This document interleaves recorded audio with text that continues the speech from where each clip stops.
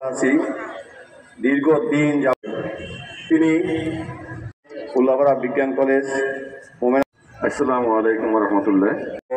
এবং অভিভাবকদের মত, যদিও অভিভাবক এখানে বাবা মা দুজনই আছেন, তবু মাদের দায়িত্ব সবচেয়ে বেশি।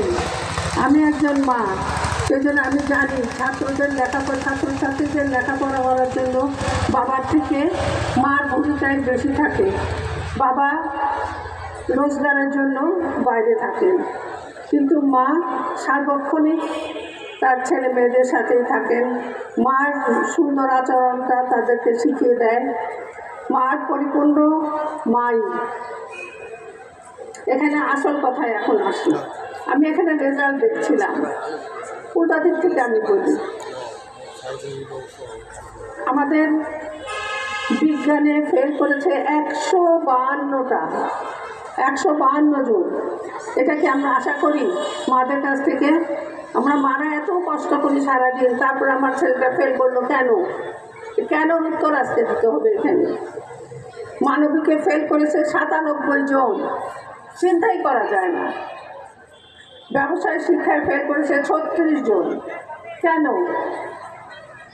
এখানে কার গাফলতিটা বেশি? এখানে গ্যাপটা কোথায়? ছাত্রর সাথে শিক্ষকের, না ছাত্রর সাথে মার, না কার সাথে কার গ্যাপটা এখানে সৃষ্টি হয়েছে?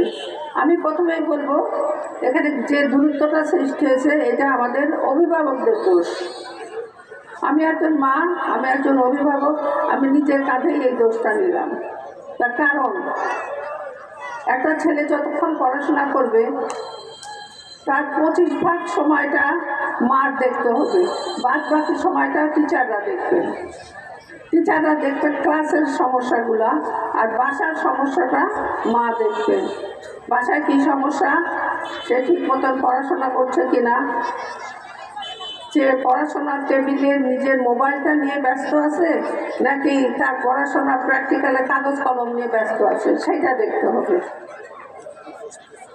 যদি আপনি ছেলেকে শাসন করতে ব্যর্থ হন, যদি আপনি দেখেন যে আমার ছেলেটা আমার কথা শুনতেছে না, তখন আপনি এসে ক্লাস টিচারের সাথে যোগাযোগ করবেন। আজকে এরকম সমাবেশ নাই ভাবলো, আপনি পার্সোনালি কলেজে আসবেন, এসে ওই সাবজেক্টের টিচারের কাছে কথা বলবেন। এখানে সব সময়ের জন্য এটা ওপেন আছে দরজা, যখন খুশি তখন আপনি আসতে পারেন কলেজ টাইমের ভিতরে। এসে আপনি ছাত্রকে সাথে করে নিয়ে তাকে বলবেন যে আমার ছেলের এই সমস্যা হচ্ছে, ক্লাসে অমুক ক্লাসে এটা সমস্যা হচ্ছে। আপনারা নিজেরাও নোট ডাউন করতে পারবেন ছাত্রর দ্বারা, যে কোন ক্লাসে টিচার ভালো পড়াচ্ছে, কোন ক্লাসে টিচারের পড়াশোনা বুঝতে বাচ্চাদের অসুবিধা হচ্ছে, এগুলো আপনারা দেখবেন। এগুলোই যদি আপনারা ঠিক মতন বলে টিচারদের বলতে পারেন, বুঝাতে পারেন, তখন সেখানে কিন্তু আর কোনো গ্যাপ সৃষ্টি হবে না। তখন ছাত্ররা ঠিক মতন পড়াশোনা করবে। বিশেষ করে যখন পরীক্ষা হয়, তখন যেন ছাত্ররা মোটেই অনুপস্থিত থাকে না। এটা হচ্ছে কি, স্কুল কলেজে যখন থাকে তখন কলেজে অনুপস্থিত দেখানো যায়, কিন্তু যখন ফাইনাল পরীক্ষা হয় তখন যদি অনুপস্থিত থাকে, তখন সেটা কিন্তু কলেজের উপরে যে পড়ে। কলেজে যদি 3 জন অ্যাবসেন্ট থাকে, 3% কমে যায় ফাইনাল পরীক্ষার রেজাল্টে, তখন কিন্তু আমাদের কলেজের সার্বিক রেজাল্ট খারাপ হয়ে যায়। সেদিকে আপনাদের খেয়াল রাখতে হবে। আর খেয়াল রাখতে হবে কি, ছাত্ররা যেন বিপথে না চলে যায়।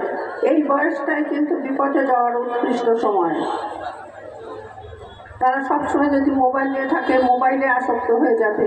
যে কোনো জিনিসই বেশি করলে কিন্তু আসক্ত হয়ে যায়। যদি তারা বাইরে যায়, সেটা দেখতে হবে। কোনো রকম মাদক বা সিগারেট খাচ্ছে কিনা সেটা কিন্তু মাই জানবে আগে। মাঝে মাঝে আপনারা বাচ্চাদের বিছানার তোষকগুলো চেক করবেন। তোষক উল্টায় দেখবেন যে ওখানে কোনো রকম বই, অসামাজিক কোনো বইপত্র আছে কিনা, কেউ ওটার নিচে সিগারেটের কি বিড়ির কোনো অংশ রেখে দিচ্ছে কিনা, সেটা থেকে আপনি বুঝতে পারবেন যে আমার ছেলে কতটুকু কী করতেছে।